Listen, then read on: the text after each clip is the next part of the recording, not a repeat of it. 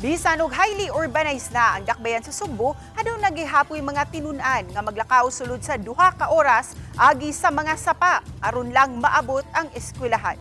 Ano ang report ni Alan Domingo.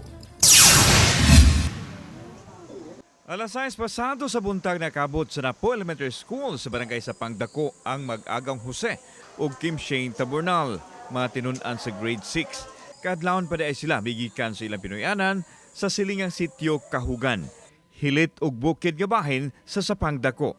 Tungod kay bukid maglisod ang sakinan nga makaabot sa ilang dapit busa, nagsakripisyo sila nga maglakaw padung sa eskwelahan ug pauli kada adlaw sa klase. Wala may eskwelahan dito good. Anya dito sa kay lisod sa dito kay kuan ra gamay ra andan.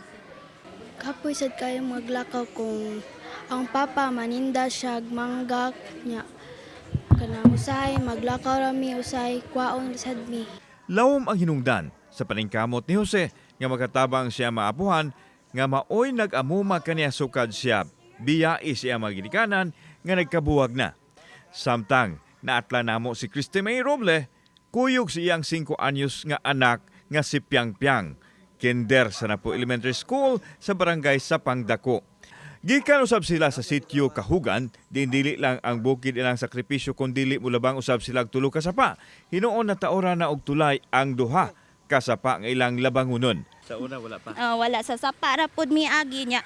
Kung magbaha man gani, magkuan lang sa dog pisi para among abayan. So, delikado. Mao.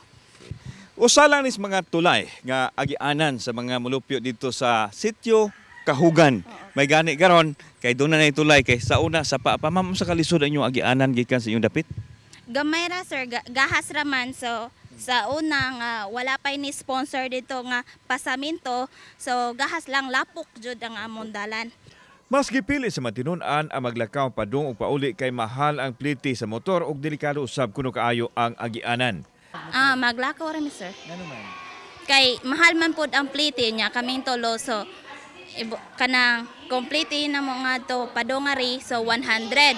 Then kapatangas kay bugat man so ibot na 120, so mahal ra.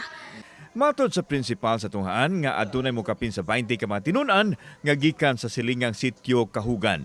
Bisan og layo ang ilang gipuy-an, wa kini makahasol sa pagtungha tungod kay porsigido ang mga bata nga moeskwela. Gani mas masayo pa sila sa pag-abot sa eskwelahan. Hinuon adunay higayon nga magkaproblema tungod sa daotang panahon apan gisabot sa mga magtutudlo ang kahimtang sa mga bata nga layo ang Pinoy-anan. I told the teacher we really have to teach well kay kani mga bata ato hours pantaong gilakaw, and they have to the competencies they really have to teach these children with according to their level. Ang barangay sa Pangdako silingang barangay lang kini sa Guadalupe, uhaduol sa sentro sa syudad. Nang hinaot ang mga bata nga maabot ang panahon nga mapaduol sa ilang dapit ang sentro sa edukasyon. Kung unsa man kalayo ang ilang baktason, makaabot lang sa eskwelahan.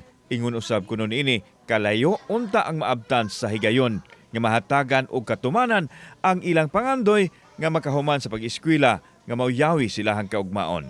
Ikaw sa pangandoy nimo? Magmaestra. Eskwela lang mo tarong ayaw mo kawagtang paglaom na mahuman mo. Kauban si Clover Lumayag, ako si Alan Domingo.